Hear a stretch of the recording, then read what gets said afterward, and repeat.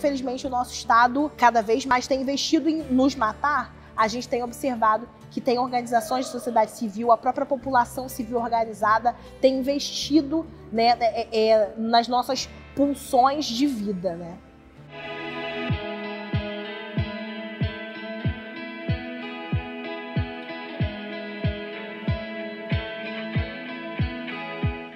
Eu sou a Pamela Carvalho, tenho 28 anos, sou moradora do Parque União, no conjunto de favelas da Maré. Eu sou professora de História, formada pela UFRJ, sou mestra em Educação, também pela UFRJ, pesquisando educação antirracista a partir de uma perspectiva cultural. Eu sou fundadora do Quilombo Etu, que é um coletivo que pensa educação antirracista a partir da cultura popular, e eu trabalho na Rede de Desenvolvimento da Maré, uma organização da sociedade civil aqui da Maré, que começou o seu trabalho a partir da educação, mas que atualmente trabalha no sentido de garantir direitos para as populações da Maré.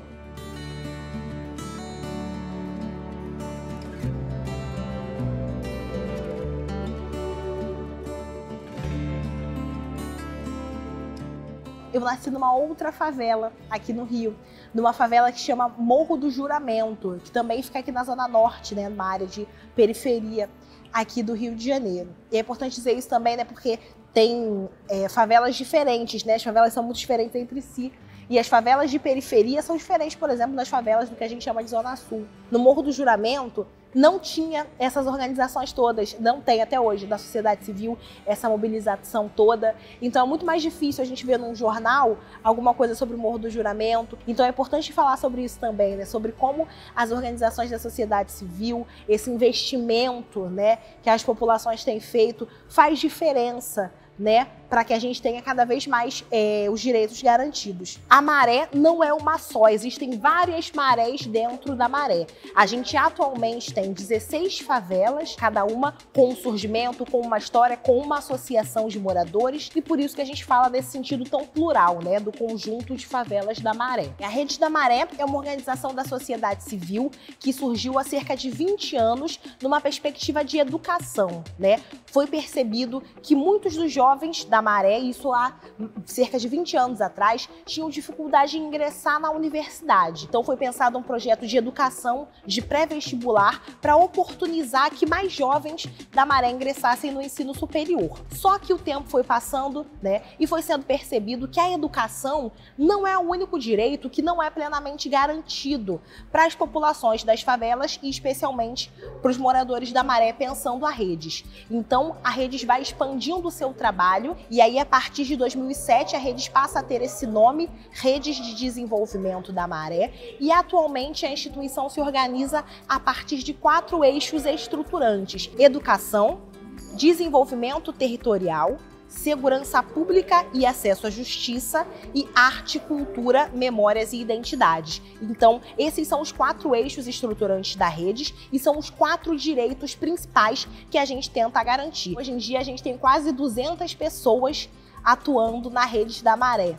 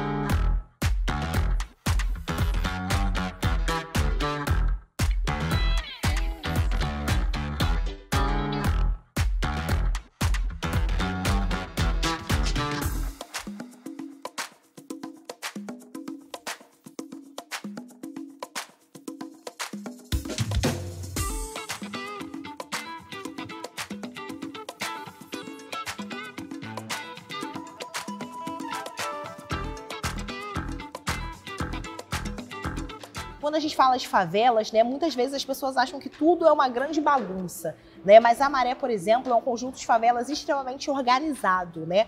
Cada uma das favelas tem sua associação de moradores.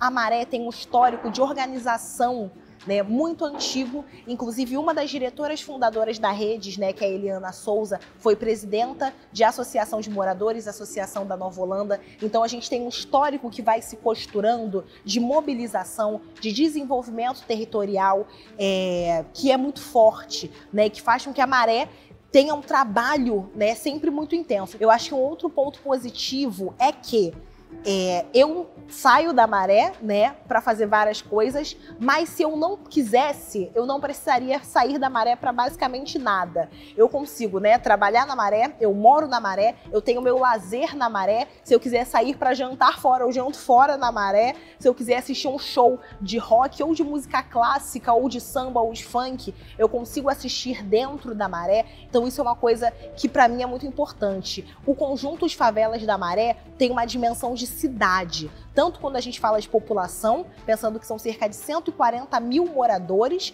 quanto a gente fala também de oferta, né, cultural, musical, de serviços, né, principalmente serviços feitos pelas organizações da Maré mesmo, né, a população civil organizada.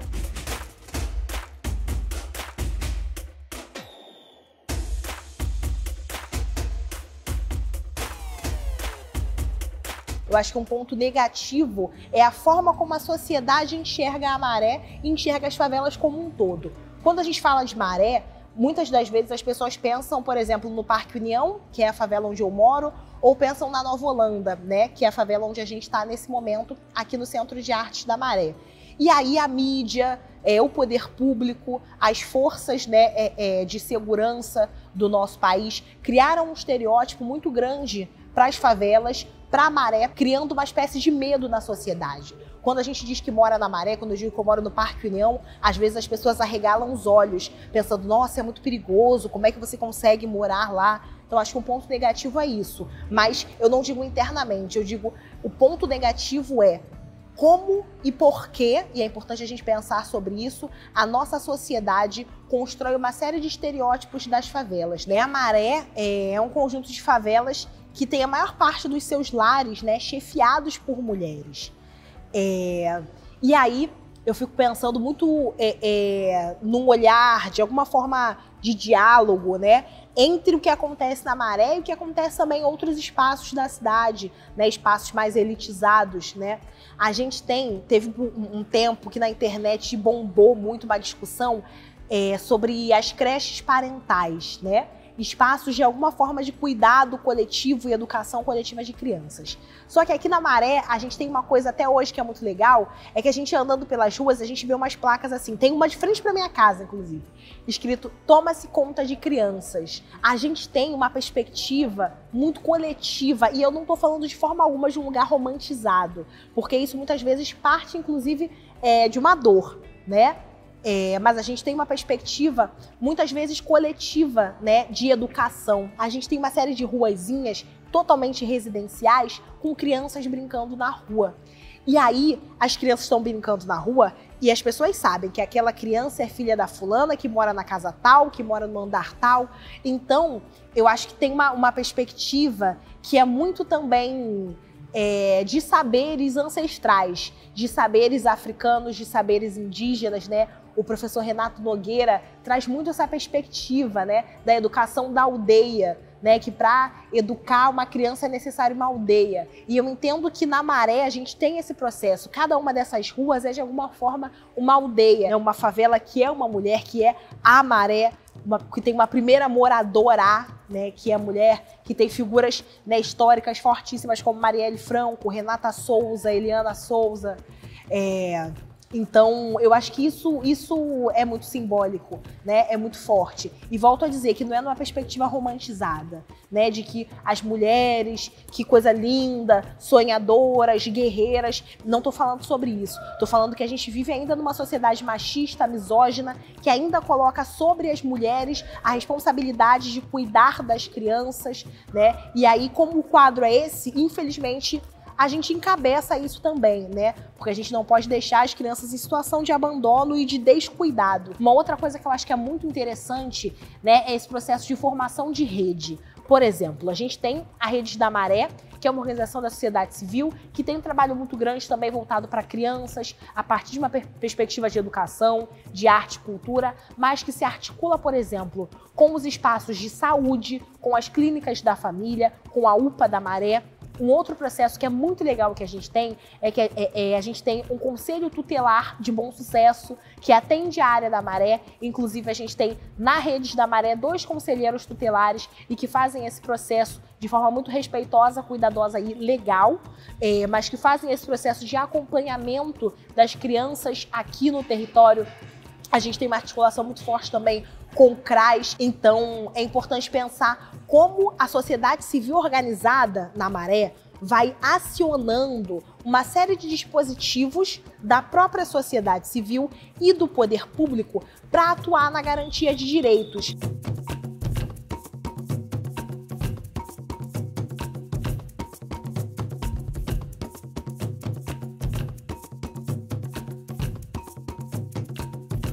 As situações de conflitos armados, elas trazem uma interferência direta na nossa vida, né? A gente sabe que em várias favelas, né, do Rio de Janeiro e pelo Brasil existe, né, uma ocupação por civis armados. Só que é importante a gente pensar numa perspectiva de política de segurança pública. Existe uma política muito grande, né, que é chamada um pouco de guerra às drogas. E aí, essa política, de alguma forma, serve para justificar operações policiais, serve para justificar um processo de genocídio de populações faveladas, né? De ontem para hoje, né, eu acordei e estava mexendo em redes sociais, eu nem consegui me inteirar muito bem, mas eu vi uma notícia, né, aqui no estado do Rio, né, de uma menina que foi baleada, né, com 5 anos de idade, e no carro da polícia sendo levada para o hospital, falou para a mãe: mãe, eu tô indo, eu não vou aguentar. Né, se despediu da mãe depois de ter tomado um tiro, né, num confronto policial. Então, isso é um atravessamento mesmo assim de vidas, né? A gente teve aqui na Maré um caso muito emblemático, que foi o caso Marcos Vinícius, né, que é filho da Bruna Silva, que inclusive é mobilizadora do eixo de segurança pública aqui da rede da Maré, né? E o Marcos Vinícius foi assassinado, né, com um tiro indo para a escola, né? E aí ele disse: mãe, como assim eles não viram que eu tava com a camisa da escola? Quando eu cheguei no UPA, o meu filho falou: mãe, eu tomei um tiro do blindado. O blindado não me enxergou não, mãe, com a roupa de escola.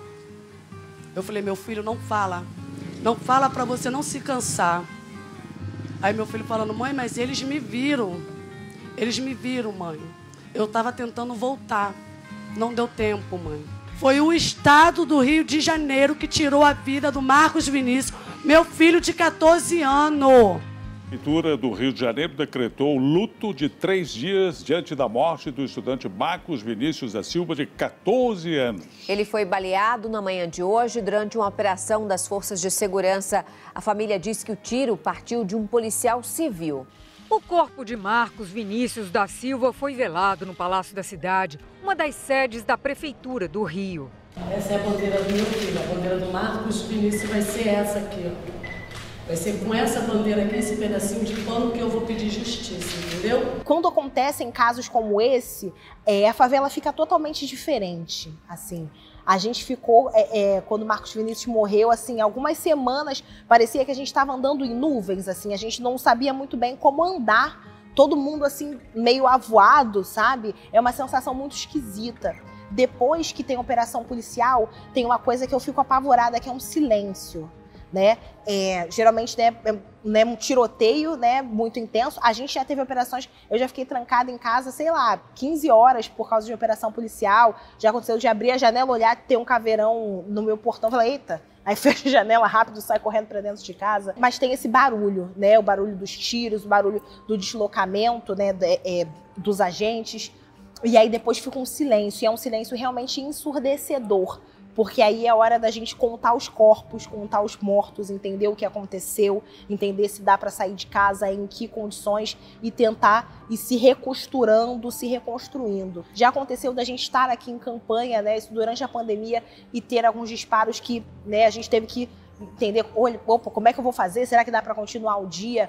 Eu já fiquei presa, por exemplo, na Lona da Maré por conta de operação policial, tiroteio, não dava para sair. Acho que todo mundo, né, que mora na Maré já tem, infelizmente, né, desde pequeno, inclusive, alguma história para contar, né, de ter sofrido com esses confrontos. Então, realmente é uma coisa que muda muito e mexe muito com o nosso cotidiano, tanto no aspecto micro quanto no aspecto macro. E aí é importante dizer também que, por exemplo, a Rede da Maré fez um processo histórico, né, de encampar uma ação civil pública da Maré, né, justamente no sentido de garantia do direito a viver, né, porque teve um período que em várias operações eram usados helicópteros enquanto plataforma de tiro. E aí realmente não tem muito para onde a gente correr, porque é uma chuva de balas, né? A bala tá vindo de cima. E isso é muito simbólico, né? Inclusive, quando a gente fala no sentido alegórico, né? Uma chuva de balas, é uma bala que vem de cima, né? Então, a rede já fez uma série de campanhas nesse sentido, né? Por exemplo, também para que não ocorram operações policiais à noite, né? Porque realmente é muito mais inseguro, né? A gente mal consegue enxergar, né, no período da noite, em horário de entrada e saída de escola também, para que não se repitam casos como o do Marcos Vinícius, mas infelizmente, quando a gente fala de segurança pública, o Estado ainda é ameaça. A gente não gostaria que fosse, a gente gostaria realmente que o Estado fosse nosso parceiro nesse sentido, mas infelizmente, né, e aí quando a gente fala numa política, inclusive a nível nacional, a gente vê que o Estado, infelizmente, ainda enxerga, né, as favelas enquanto ameaças, né? Tem uma música do Mano Brown, né, do Racionais MCs, que ele fala de máquina de fazer vilão. E aí eu entendo que muitas vezes o Estado enxerga a favela como esse lugar, né, como uma máquina de fazer vilão. E aí o que você faz com esse vilão, né? Você extermina. Eu soube da morte da Marielle de um jeito muito doido. Eu tava, não lembro exatamente onde, eu lembro muito desse dia, né? E aí ela estava num evento com uma série de mulheres pretas, né? A minha irmã mesmo de sangue, Priscila, estava lá. E aí, né, tem vários grupos de WhatsApp, né, de pessoas, amigos em comum. E aí chegou em um desses grupos a mensagem: gente, mataram a Marielle. E aí eu, como assim, né? E aí não tinha mais notícias, né? E não tinha saído nada na televisão ainda. Então, minha primeira sensação, assim, foi de desespero total. E aí eu tentei ligar para minha irmã, porque ninguém, né, várias pessoas imaginaram que teria sido um atentado, né, ao espaço mesmo da Casa das Pretas. O Brasil está em choque com a notícia de uma barbárie e exige uma resposta. Quem executou a vereadora Marielle Franco e o motorista Anderson Gomes no Rio de Janeiro? Aí a gente sentou, eu e vários amigos que já tinham trabalhado com a Marielle, conheciam a Marielle, assim, a gente ficou buscando realmente assim alguma explicação. E aí foi horrível, foi uma noite horrível. E hoje faz 1000 dias que a vereadora Marielle Franco e o motorista dela, Anderson Gomes, foram assassinados no Rio de Janeiro. Um ato no centro do Rio, organizado pela Anistia Internacional, chamou atenção para a data e também para a pergunta que ainda está no ar. Quem mandou matar a Marielle? E a Marielle estudou no pré-vestibular, né, que deu origem à Redes, era muito ativa, né, em várias atividades aqui da Redes, nos eventos da Redes. Ela tinha ciclos de amizade mesmo, de ter crescido junto com várias pessoas que fundaram a Redes, que trabalham na Redes. Então foi um processo, e aí tô falando num âmbito até mais pessoal, assim, muito dolorido. Politicamente também trouxe muito medo, né? Porque realmente era uma cria da Maré em todos os sentidos possíveis, tanto no sentido de ter nascido, quanto no sentido de ter se formado politicamente e de ter pensado muita coisa para esse território. Então foi assim, um momento de desesperança, assim, sabe? E a gente fala muito sobre isso, mulheres negras no poder, mulheres negras têm que ser fortes, mas assim, eu, Pamela, me senti desesperançada, assim. Fiquei, cara, o que tá acontecendo? Companheira, me ajuda, que eu não posso andar só. Eu sozinha ando bem, mas com você ando melhor. Companheira, me ajuda, que eu não posso andar só. Eu sozinha ando bem, mas com você ando melhor. Mas aí veio esse movimento de tentar respirar de novo. E uma pessoa que eu olhei assim e falei, cara, preciso respirar de novo, foi a Aniele Franco, né, que é a irmã da Mari, que é uma pessoa que realmente tirou forças, assim, acho que de uma ancestralidade, né, que me inspirou muito. Vê-la falando, vê-la lutando, vê-la defendendo a memória e a história da irmã dela, né? E uma coisa muito, muito forte para mim que teve foi a gente teve aqui no Centro de Artes o lançamento, né, da dissertação da Marielle em formato de livro. E aí foi para mim assim um respiro, sabe? Ver também um pouco do trabalho dela, do legado dela, voltando aqui para Maré. E tantas pessoas vindo, tantas pessoas emocionadas e tantas pessoas falando o nome da Mari nesse lugar positivo, né? Nesse lugar de alguém que realmente lutou pelas populações de favelas. Então eu acho que assim, foi um processo extremamente dolorido e até hoje não há justiça. Até hoje a gente pergunta quem mandou matar Marielle, mas que Marielle e acho que sempre vai ser um ponto de luz, assim, um ponto de esperança e de vida.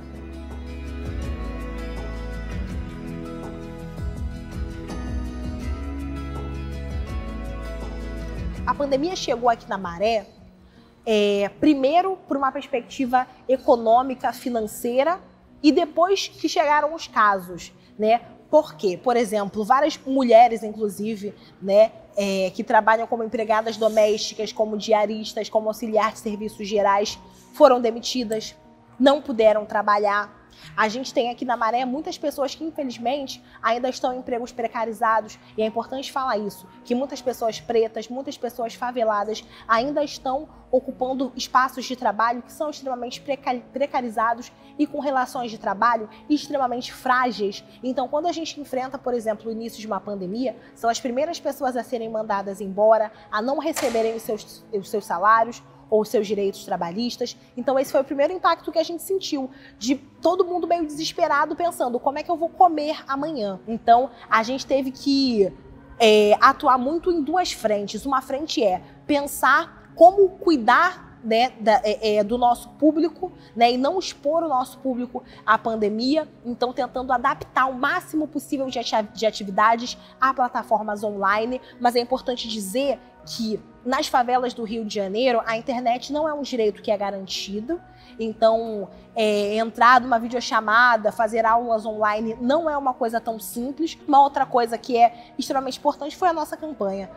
Maré de Não ao Coronavírus, que conduziu o nosso ano de 2020 inteiro, uma campanha onde a gente teve uma série de doações, uma série de parceiros, né, atingindo milhares de famílias aqui no conjunto de favelas da Maré, a partir da doação de cestas básicas, de kits de higiene, de uma série de outras doações. A gente abriu também uma frente de saúde na Rede da Maré, então a gente tem um centro de testagem para que a população da Maré possa fazer o teste de Covid-19, porque no início da pandemia a gente percebeu que os moradores e moradoras da Maré não estavam tendo acesso, então a gente nem aparecia nas estatísticas de casos, né? A gente fala muito, né, que muitas vezes as populações pretas, faveladas, são tratadas apenas como número, mas na pandemia nem como número a gente estava sendo tratado, porque a gente não aparecia nas estatísticas, porque a gente não conseguia acessar os testes.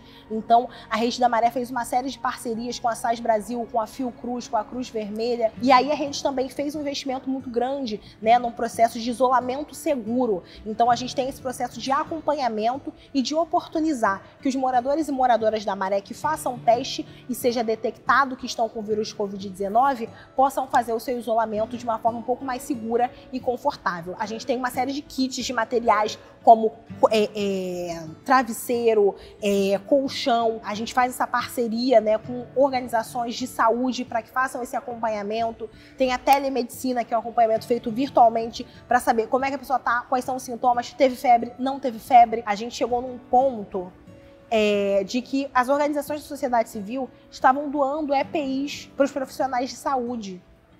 Veja a inversão da coisa, né? A gente vê essas pessoas conservadoras falando, estamos com os valores invertidos. Mas para mim, inversão de valor é isso. É a sociedade civil ter que doar equipamentos de proteção para funcionários da rede pública de saúde. Então, assim, se não fossem as organizações da sociedade civil, eu acho que seria, assim, o caos dentro do caos. sabe? Seria realmente... A gente agora estaria fazendo pesquisa para mapear a fome na Maré, sabe? Porque realmente a gente recebeu uma série de famílias em situação de extrema pobreza, de fome mesmo, né? E assim, o Estado, a política maior que o Estado fez, né, foi o auxílio emergencial, né? Mas que, por exemplo, a gente atendeu uma série de pessoas, né, idosas que não tinham acesso ao aplicativo da Caixa, né, a um computador para poder se inscrever no auxílio emergencial, para receber o auxílio emergencial. Então, sem a sociedade civil, eu imagino que teria sido realmente a barbárie.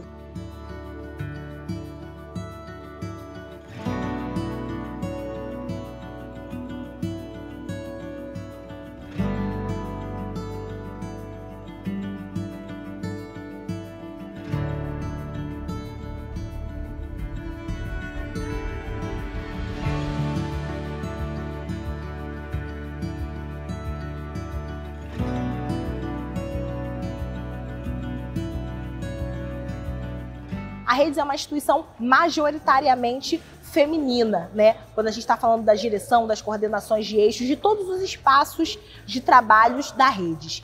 Mas, para além disso, além de ser uma instituição majoritariamente conduzida por mulheres, é importante dizer que a perspectiva de igualdade de gênero atravessa todos os nossos projetos e processos. Me sinto muito grata nesse lugar.